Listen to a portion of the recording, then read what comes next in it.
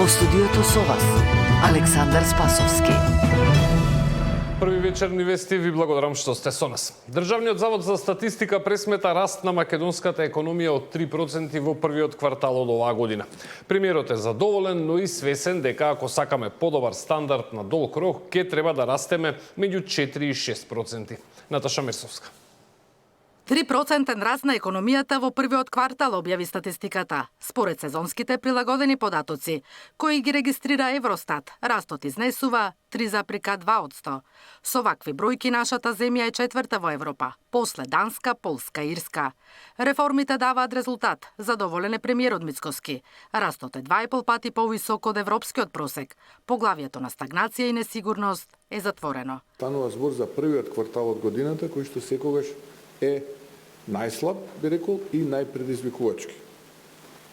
Сепак, доколку сакаме до 2030-та да бидеме уште поисоко на европската економска скала, мораме да го одржуваме просекот кој што ќе биде поголем од 4%. Се разбира, тоа не зависи само од нашите внатрешни параметри, тоа многу зависи и од екстерните фактори. Премиерот очекува бројките за раст на економијата до крајот на годината да се движат меѓу 3 и 4%, но за да почувствуваат поголем стандард граѓаните и поголем бенефит фирмите, на подолг рок ќе треба повисоки стапки.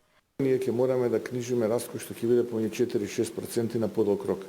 И тоа се стремиме како влада да го направиме, дали ќе успееме, времето ќе покаже. Целта беше на оваа влада да ги решиме дупките во продуктивност и вработувањето. Но на што е важно, дека покажавме дека државата конечно функционира. И тоа го гледаме денес. Во странските инвестиции што растат, во индустриското производство што се стабилизира и веќе, би рекол, втор квартал поред е позитивно. Статистиката најголем пораз регистрира во секторот градежништво и научни и технички дејности, над 7%, како информации и комуникации скоро 5%. Финалната потрошувачка која учествува со скоро 70% во структурата на бруто домашниот производ, во првото тримесечје реално пораснала за 1,9%, увозот на стоки и услуги за 5,8%, додека извозот за само 1,2%. Бруто инвестициите пак во првиот квартал бележат пораст за 18%. Наташа Мерсовска, Сител телевизија.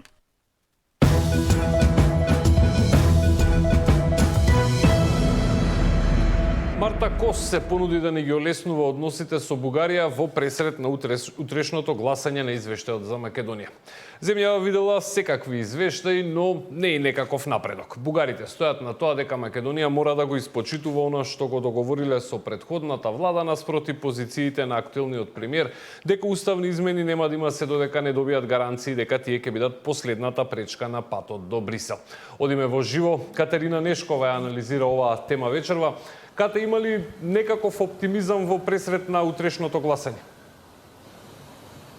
Па да, оптимизмот се гледа и во изјавите на владините представници тука, но и во познавачите на приликите. Имено поранишниот амбасадор во Софија Маријан Ѓурчев вели дека добра е македонската стратегија на Европската Унија да и понуди документ кој ќе се однесува на малцински права и таа да го прифати како еден вид на покажување на добра волја за надминување на овој билатерален проблем помеѓу Скопје и Софија. Слушнавме и еврокомасарката која што се понуди да посредува помеѓу двете страни, иако стои на тоа дека сепак уставни измени треба да има. Како Маријан Ѓурчев гледа на овие прилики, но кои се конкретните ставови и на европските и на македонските државници, гледаме во прилогот.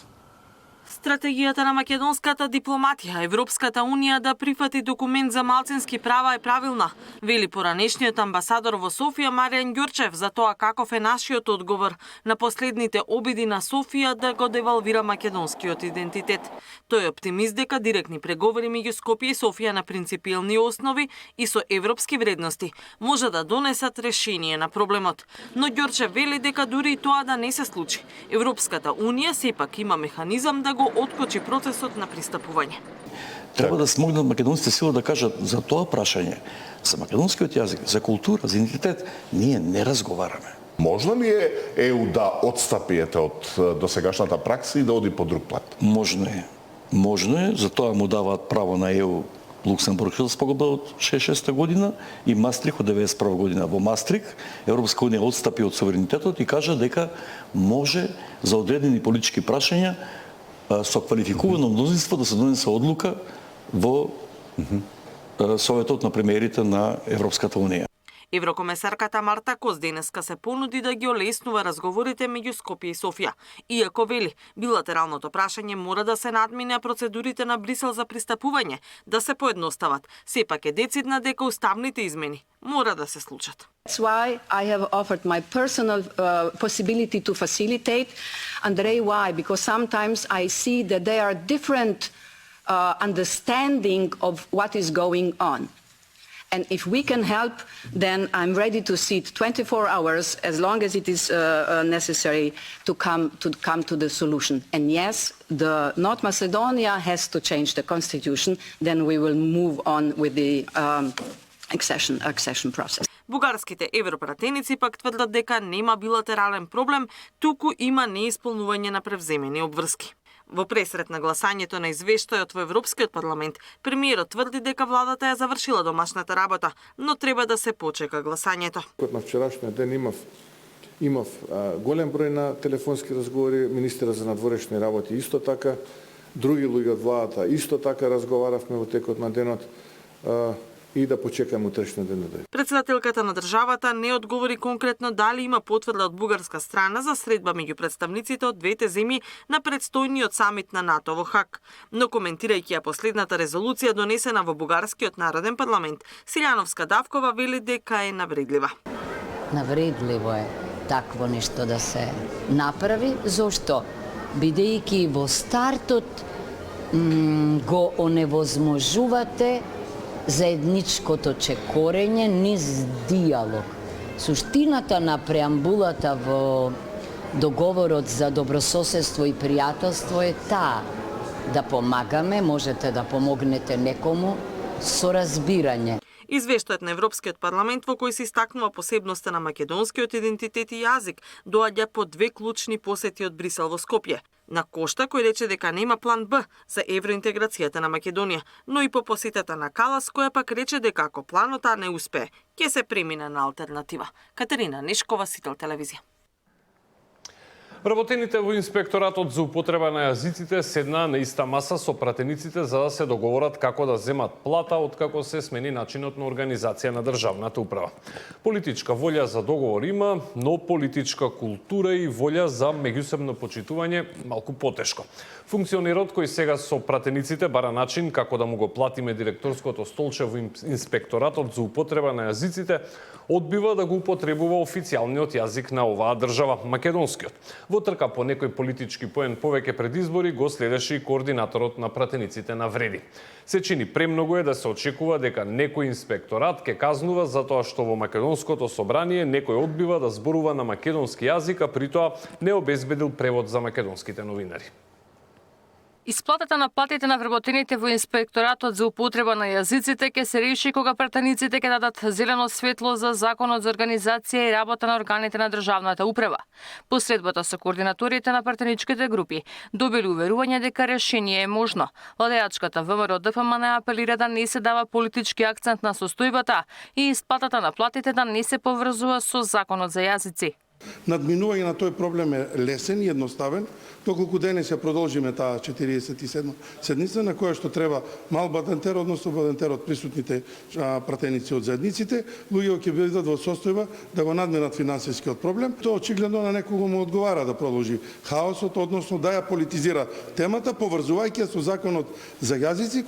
Волја за решение имајќи опозицијската СДСМ. За Европскиот фронт ново законско решение не било потребно. Нема правен субјективитет на овој инспекторат, а во исто време е предвидени финански средства некакви во Министерството за правда за некаква институција која што правно не постои. Така да треба да се изнеде решение. Овој орган произлегува од законот за јазиците кој е лекс специјалис. Ако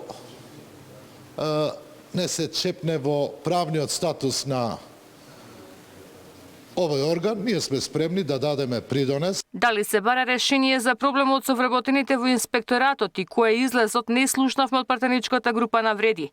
На неколку свикани пресконференции во парламентот пратеникот Ќоку одбива да говори на македонски јазик како службен јазик.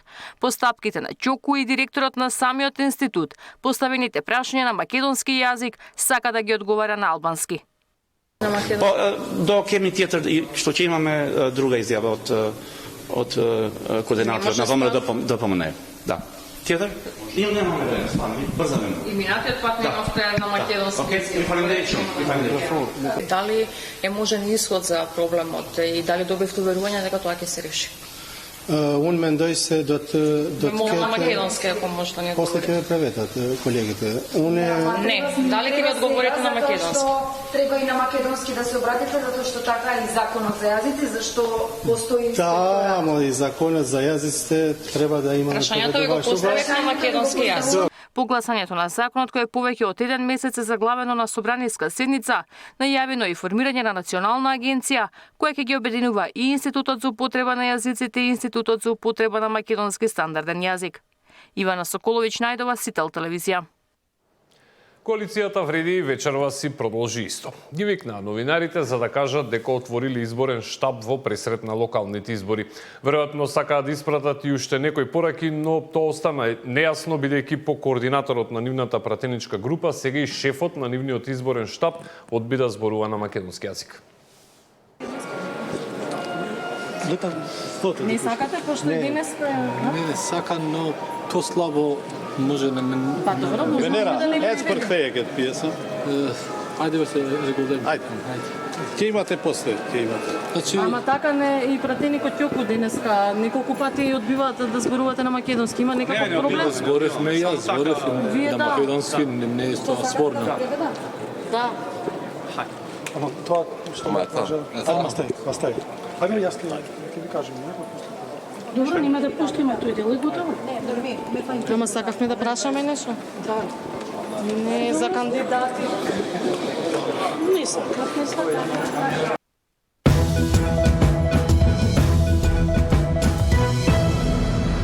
Судот одговори зошто и како ја донел одлуката да му биде вратен пасошот на газдата на Пуцко Петрол, кој во земјава се сомничи за криминал кој се мери во милиони.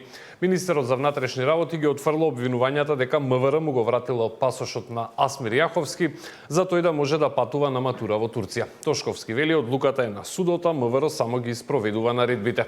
Зоран Јаневски е на оваа тема. Министерството за внатрешни работи му издало времен пасош на собственикот на Пуцко Петрол, бидејќи тоа го овозможил судот. Суштината на прашањето треба во овој случај да биде како е донесена одлука од судот да се врати предметната патна исправа, а не зошто Министерството за внатрешни работи постапило согласно одлука на судот. Министерството за внатрешни работи не може да постапи поинаку. Нити сега, нити претходно, нити па во иднина ќе постапиме спротивно на наредба дадена од страна на јавен обвинител и на одлука донесена од страна на надлежен суд. Барањето за издавање времен пасош Јаховски го испратил прво до кривичниот суд, а откако бил одбиен се обратил до апелација. За разгледување на неговата жалба, апелационите судии побарале мислење од обвинителството. Тоа дало зелено светло бидејќи осомничениот со имоти пари во вредност од над 2 милиони евра гарантирал дека нема да бега. Во четвртокот второстепениот суд одобрил издавање пасош за Јаховски, а веќе следниот ден тој заменал на викенд во Турција на матурска прослава за неговиот син. Вчера влекол на граничниот премин Богородица и заменал во судот за да ја исполни обврската за редовно јавување, која е дел од мерките за обезбедување во текот на истрагата. Газдата на Пуцко Петрол е осомничен во рамки на истрагата со која се опфатени собствениците на компанијата РКМ Радко Капушевски и Ерџан Секуловски, како и поранешниот директор на ЕСМ Васко Ковачевски кој е во бегство. Обвинителството истражува можни злоупотреби во набавките за мазут за ТЕЦ Неготино вредни над 160 милиони евра во време на енергетската криза. Зоран Јаневски, Сител телевизија. Тука е крајот на овие вести, следните се за помалку од 2 часа. Се гледаме тогаш.